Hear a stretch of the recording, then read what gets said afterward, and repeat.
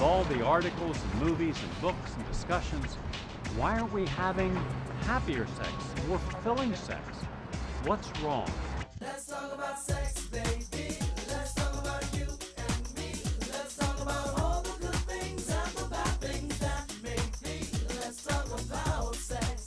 So your libido's down. Way down. Could it be a physical thing or is it psychological? How do you know what's average? I don't know. I'm kind of a lame duck. He's much more virile Yeah. than I am. Sex is just a symptom. The real crisis in our society is a crisis of relationships. One of my biggest concerns, how many partners they had in certain sexual activities. Viagra. Unfortunately, in this culture, we are so genitally focused that we no longer have any relationship with our sexual energy.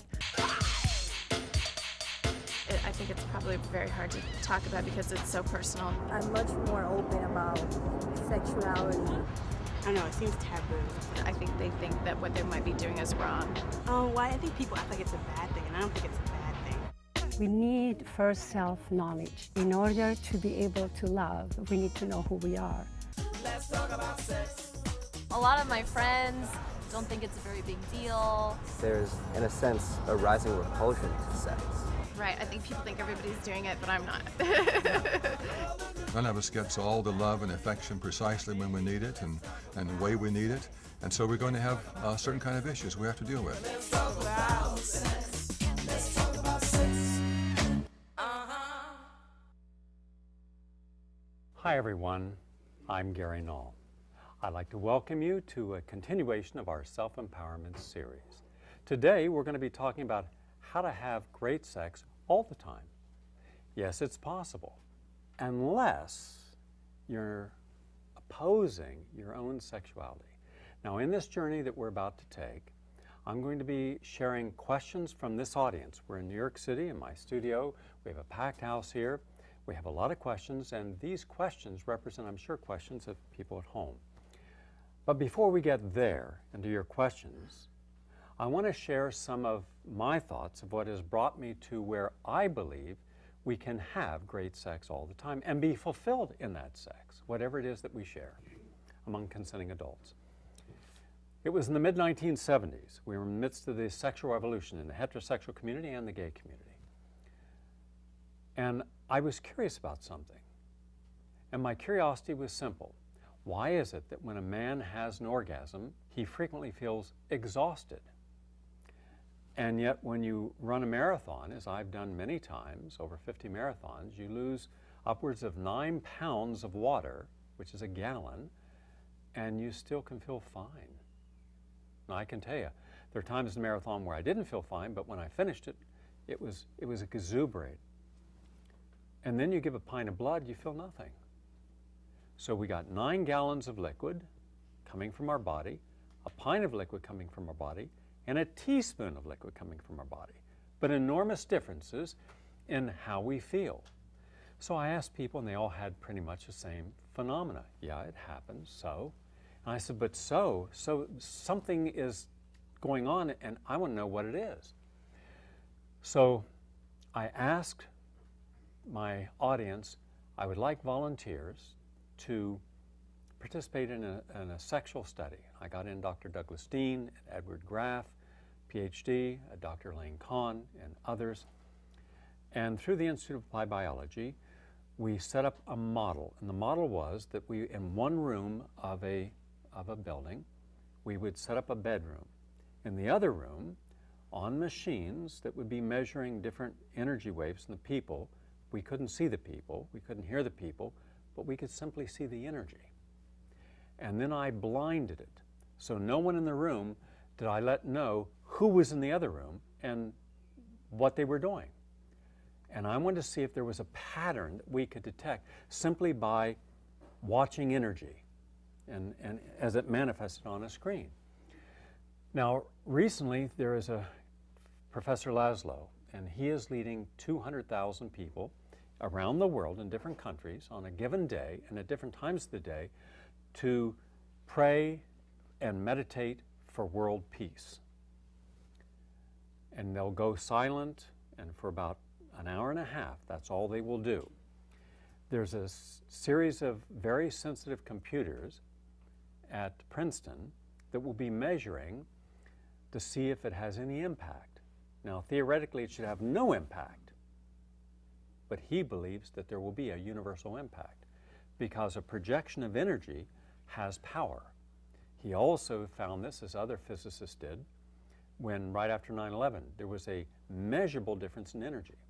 There was also a Japanese researcher who found that when he dropped a single drop of water and froze it to below zero, it looked at it under a very powerful microscope, that it looked like shards of glass.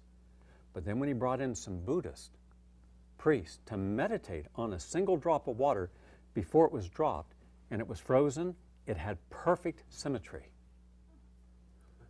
And if they meditated on love, peace, whatever they were asked to meditate on, each one of those took on a different configuration, but it remained consistent, which showed that our thought creates a reality.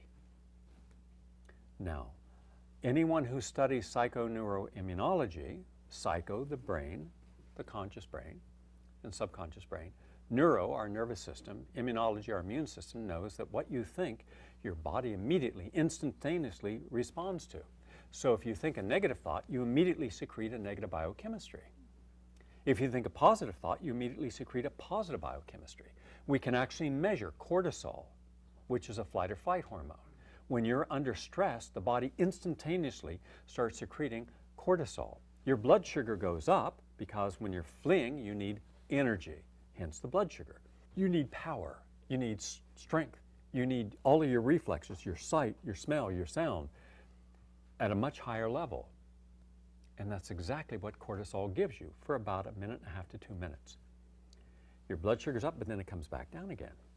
Everything in life is understanding the flow of energy and the rhythm of energy. And once you understand how to use the rhythm of your energy, then you can use it physically, mentally, psychically, so that everything flows with an ease. Now, let's go back into the experiment. In the experiment, I took homosexual men and women who didn't know their partners, strangers. I took homosexuals who had long-term relationships. I took heterosexual single women and single men who didn't know their partners, and those who've been in long-term relationships. I took married couples, young, middle-aged, and older, senior citizens, who did not know their partner, and then were long-time relationship partners. I tried every single combination that I could think of, and then we repeated it 5 times. And I wanted to see after each experience if the readings of the energy that we were measuring on machines in the other room, we tied a little, just put a little electrode on part of their body, generally it was the toe, and so it wouldn't be intrusive in what they were doing. And I asked them just to do one thing only, and then we would measure it. And something interesting happened, and this would affect my whole understanding of human sexuality. In human sexuality, it is the exchange of energy that creates the fulfillment. In a woman and man, it creates the orgasm, it creates a sense of total bliss. It is the lack of exchange of that energy that creates conflict and frustration. And it is the blocking of that energy that creates the enormous amount of frigidity and frustration, where someone may have the desire but can't have fulfillment. Because ideally, you should be able just to think and have an orgasm. That's right. Just think and have an orgasm. That shows you how far you still have to go. Long road ahead. Some people, you could use a jackhammer and they couldn't have an orgasm. We'll get there. Are you there yet? I'm not there yet.